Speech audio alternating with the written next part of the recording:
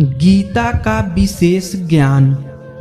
गीता की इन बातों में छुपा है जीवन का सार। भागवत गीता के आदर्शों पर चलकर मानव न केवल स्वयं का भला कर सकता है बल्कि संपूर्ण मनुष्य जाति का कल्याण कर सकता है। श्रीमद् भागवत गीता न केवल धर्म का ज्ञान कराती है बल्कि जीवन जीने का ढंग भी बताती है।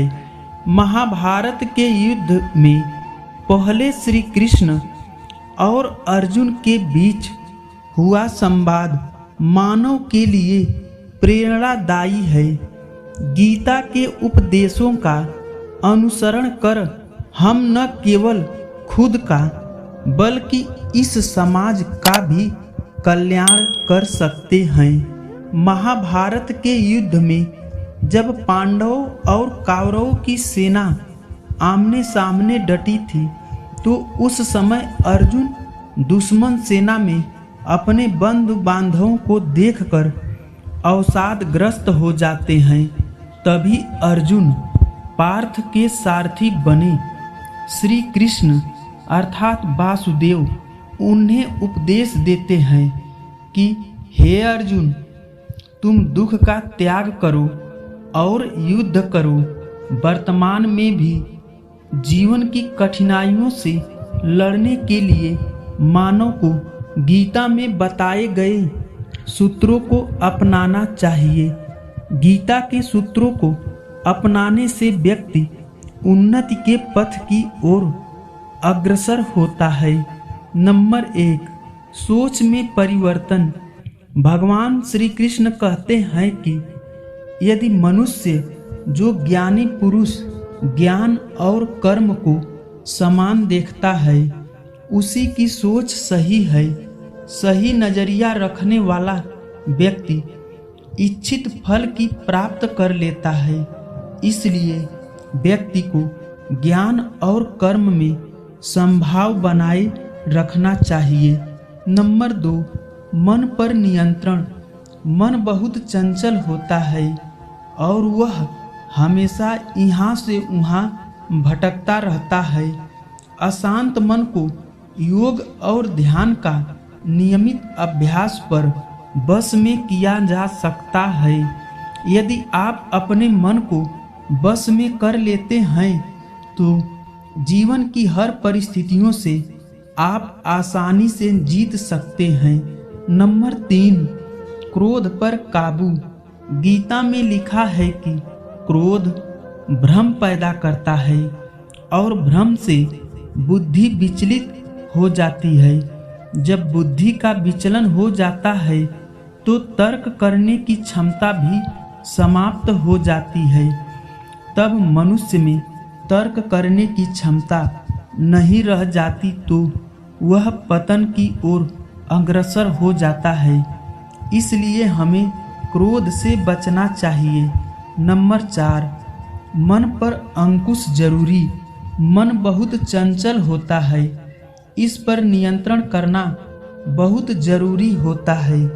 जो मनुष्य मन पर नियंत्रण नहीं कर पाते ऐसे लोगों का मन उनके दुश्मन की तरह कार्य करता है और धीरे धीरे मनुष्य गलत राह की ओर अग्रसर हो जाता है। नंबर 5, आत्मचिंतन है आवश्यक। मनुष्य को हर दिन आत्मचिंतन करना चाहिए।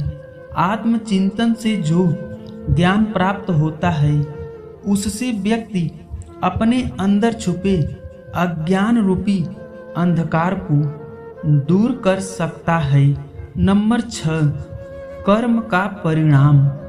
भगवान श्री कृष्ण ने गीता में कहा है कि मनुष्य जैसा कर्म करता है उसे उसी के अनुरूप परिणाम की प्राप्ति होती है।